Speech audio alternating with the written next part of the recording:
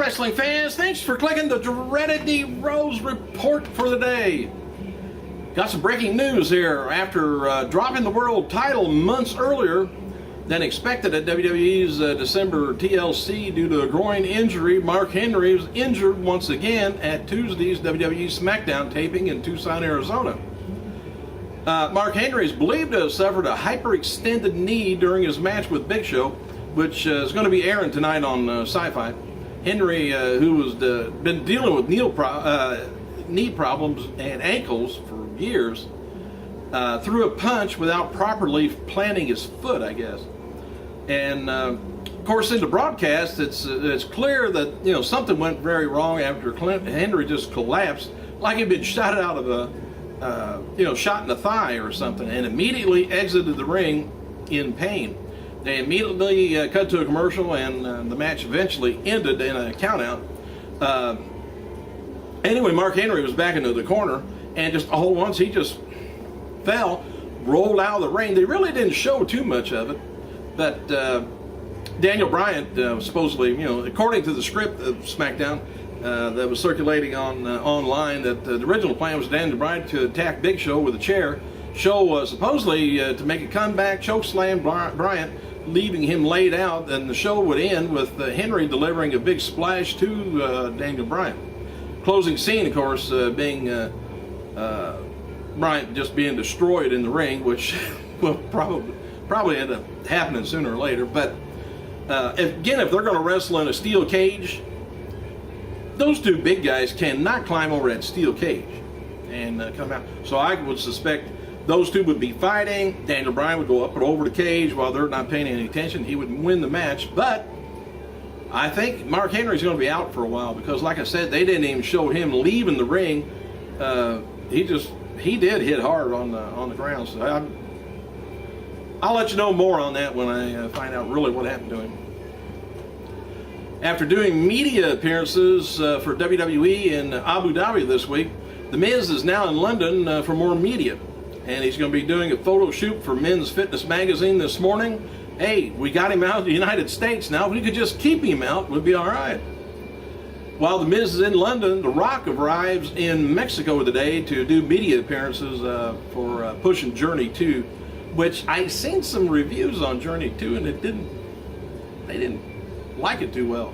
It looked good, the effects and everything on TV, but anyway, the match for WWE Smackdown includes Gabriel taking on Rhodes, McIntyre taking on Sheamus, Epico Primo taking on Santino, and Yoshitatsu.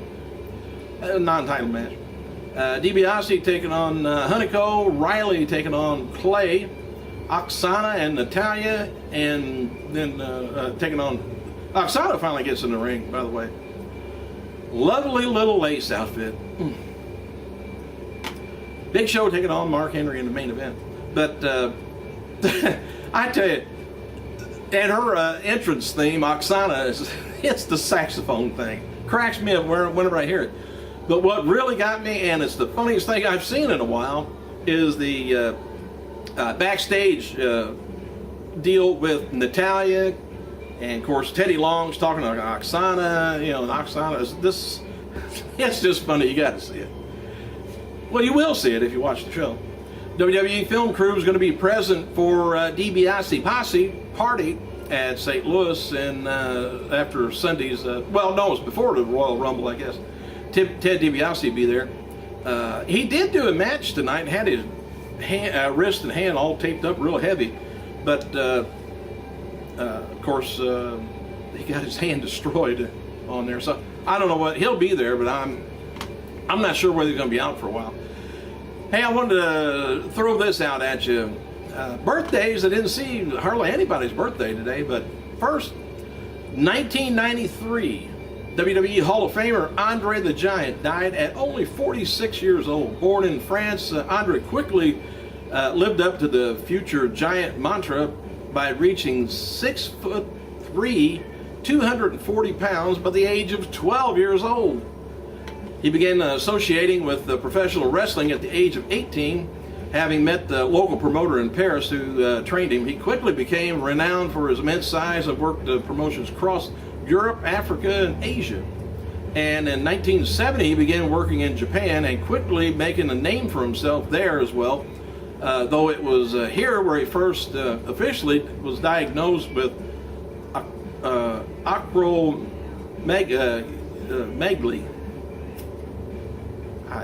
Anyway, it's a condition that would eventually lead to all sorts of health problems, in later life. In 1972, I think it's another form of gigantism is what it is. But anyway, in 1972, he worked several matches in the AWA, and then that's where he caught the eye of Vince McMahon Sr., and the rest, you could say, is like, they call it history. Andre would go on to become the most famous wrestler in the 80s, winning WWF matches and world title. I don't know if he only won it once or not, and competing in several WrestleManias, including the infamous body slam heard around the world, WrestleMania 3. Andre's health was failing in the 80s. His sheer size, just was taking its toll on the body, and he began wearing braces underneath his wrestling singlets in an attempt to minimize further damage. I don't know if anybody noticed that or not, but however, it's far too late. By 1990, he was in constant pain, could no longer compete on a regular basis, making only sporadic appearances with WWF and All Japan Pro Wrestling until his final match in December 1992.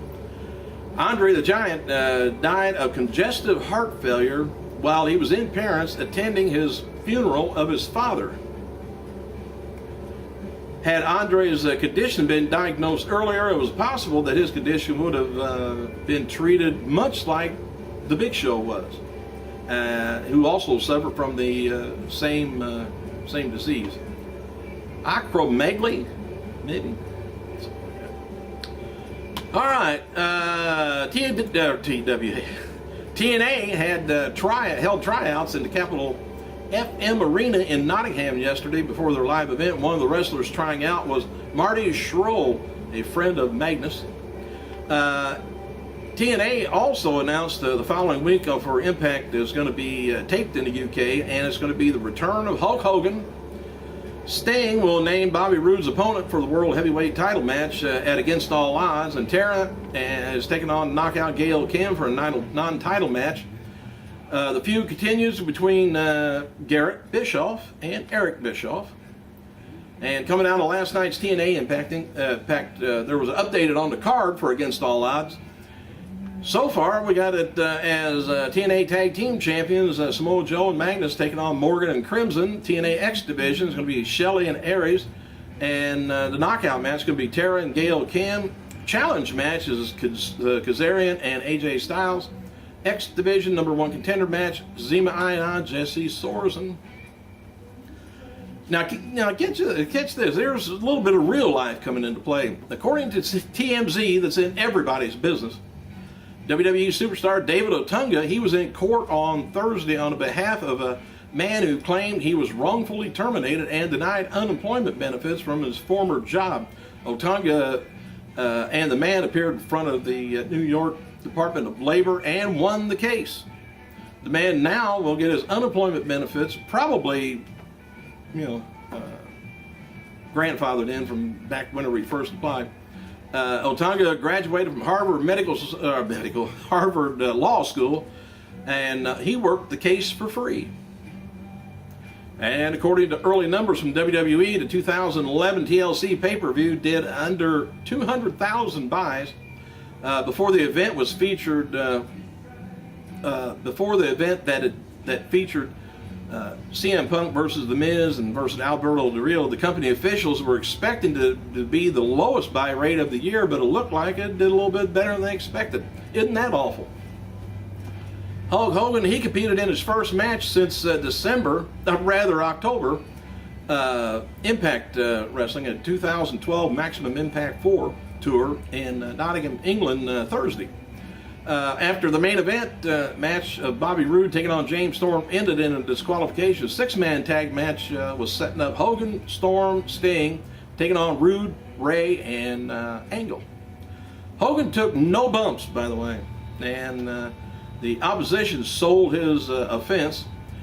Hogan hit the big boot on Roode, which I'm amazed they gave his big boot up that high anymore, which was followed by Storm nailing Roode with the atomic leg drop for the pinfall.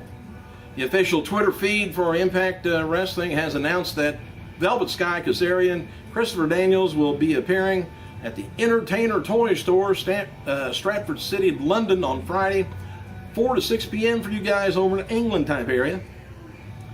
Kurt Angle, he was asked on Twitter if he's a fan of WWE star CM Punk. He replied, "Punk is a great wrestler."